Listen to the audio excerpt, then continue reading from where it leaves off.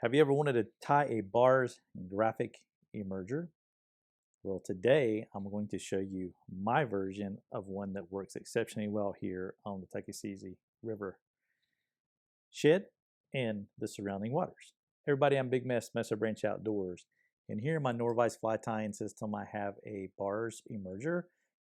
Sort of. I've modified it a bit. This is a fly that works exceptionally well for us here in the Tuckasegee River system, as well as the other surrounding areas in the watersheds, whether it's the Great Smoky Mountains National Park, any of your waters inside your national forest, Nantahala, Pisgah National Forest, things like that. It's an easy tie to fly, and the great thing about this fly's been out for a long time. It catches fish, but you can modify this to actually fit your particular watersheds wherever you're at. So let's get started on this particular fly.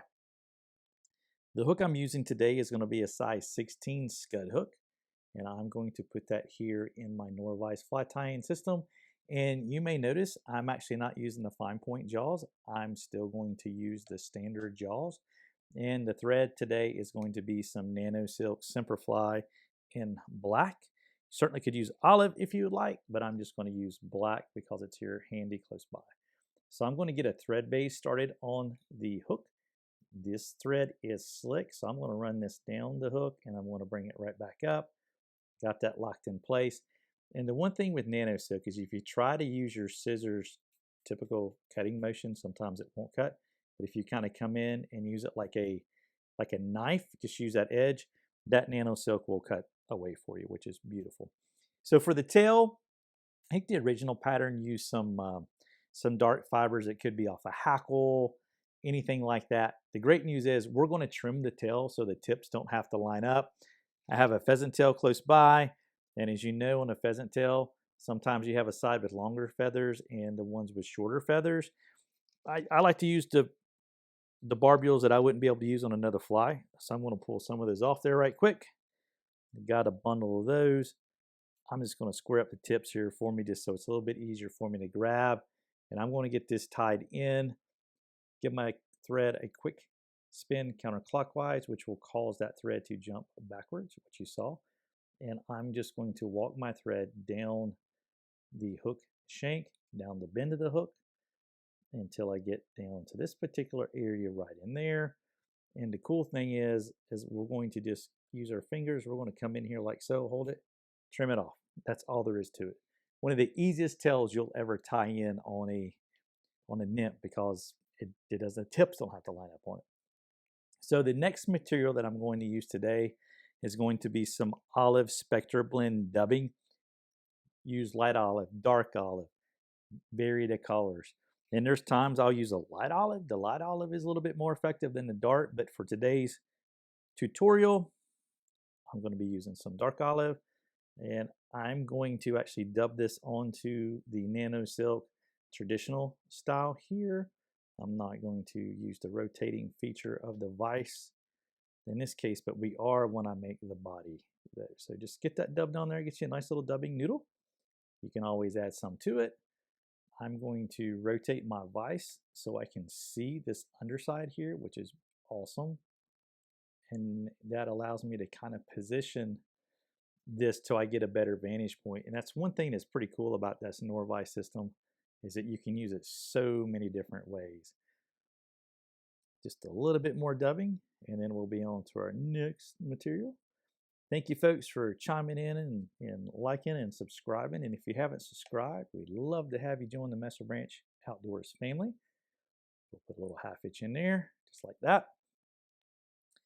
Harrison's been watching and commenting. Appreciate that, Harrison. I think he's down in Florida. Amongst other folks there. But good old Harrison, appreciate you, bud. The next material I'm going to use some flash. This one here is a Semperfli material. Use whatever you want. If you want to use a color, that's perfectly fine. This one here is a mirror tinsel. It's a 0.08, 1/32. It's kind of a mirage iris color there, Semperfli. Use what you got. I've actually used pieces off packaging before because I like the particular color of it and it's worked exceptionally well. So once again, spin my thread counterclockwise. I want to get that to where it's going to be positioned up top. I want to tie back to this particular point. So you kind of see I'm not quite back to the point of the hook when the thread is there, but I'm darn close. The next thing I want to do is I'm going to use some dubbing. Once again, Spectra blend, use what you want. I think the original pattern kind of called maybe for some beaver or something like that. I'm going to use this darker color. You can use this, you can use a little bit lighter color. You just do you. You do you and I'll do me. And that's all we're going to do there. I'm going to wrap this here, go back here to this area, just like this. Maybe just a little bit more, because I've got another change up here too. If you're familiar with this fly that I've done it totally differently, okay? You've probably picked up on that. Is I'm going to use CDC for the kind of that leg area on this particular fly versus using some of the other feathers, because I think it's, number one, it's easier and it gives a little bit more movement is the other factor. So I'm going to pull that wing case over, or that flash, which kind of becomes a wing case. And then I'm going to pull back and I'm going to wrap back up to it again. That is secured. I'm going to reach in there with my scissors, cut that. It's a great time to put in a half hitch, just like so. Boom.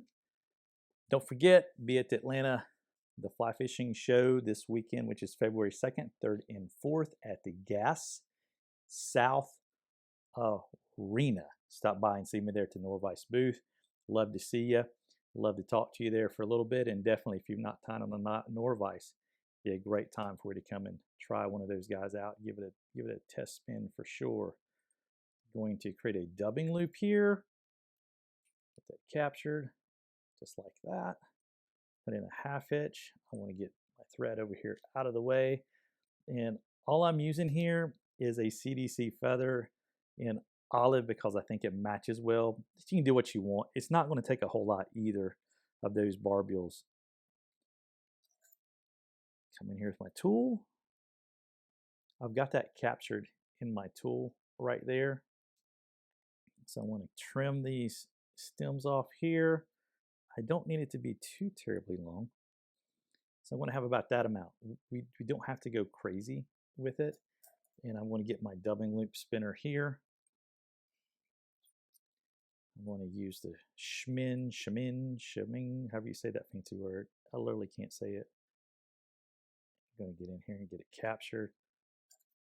I'm going to press the tool and it will open up, and then when I let go, it closes. So here we go. We're going to spin this bad boy up, just like so. Whammo. Bingo. If you would, if you haven't done already, hit that subscribe button and that notification bell. We got some cool videos going up on a weekly basis, not only about the fishing, but also in fly tying, but other things that we enjoy too, such as hunting and things like that as well. So we'd love to have you hop on board. There, got that captured in there like so. Boom. Want to kind of clean that eye up just a smidge. I'm going to take a half hitch tool. Just do that right there. If you wanted more legs, albeit put more feather stuff on there. If you want less, do less. See how that cut off right there beautifully. And all we got to do at this point here is we're going to put a whip finish, and then at that point in time you can use any particular head cement that you would like to use. Use UV resins, head cement, hard as nails. You do what you want to do. I'm going to put 2 whip finishes in there. Got a nice clean head, and that way I can get that through the tippet. The way I like to fish this is I like to fish this with a dry fly. I like to do this as a dropper setup. You can do 2 things. Once you do that, you can actually put a little bit of tungsten putty if you want it below the surface film. But I have also taken some dry fly floating gel and I've put on the body and I've let it sit right in that surface film. So just imagine the top of these jaws here kind of being that surface film, just like this. And it's just kind of riding like it's, I don't say crippled, but it just can't escape that surface. And what will happen at times out there on a guide trip, and I've done this for years, and that's why I know this and why I'm sharing it with you, is that those fish, those trout will come up. They may see those dries coming up through there, but they're picking these guys off because it's a lot easier effort for them to get. But they'll come up and they'll sip it. Sometimes they just come up like this, suck it down like they're sucking it through a straw. Or other times, you will see those fish, their momentum totally taking them out of the surface, but they're taking this, and everybody else thinks they're taking dry flies, and they're trying caddis, and they're trying blue wing olives. It ain't working. It don't work. So just a little tip there for you on how you can fish this. You can also swing it if you want to. It's a great producer. Mix up the colors. I do them in a dark olive. I kind of also do them in a lighter spectrum olive color, and just use whatever you want to do. That's the cool thing about this. Appreciate you folks for watching. Don't forget to check out our other social media channels, and we appreciate you. Love for you to join the Messer Branch Outdoors family. Y'all take care, and we'll catch you on the next time video.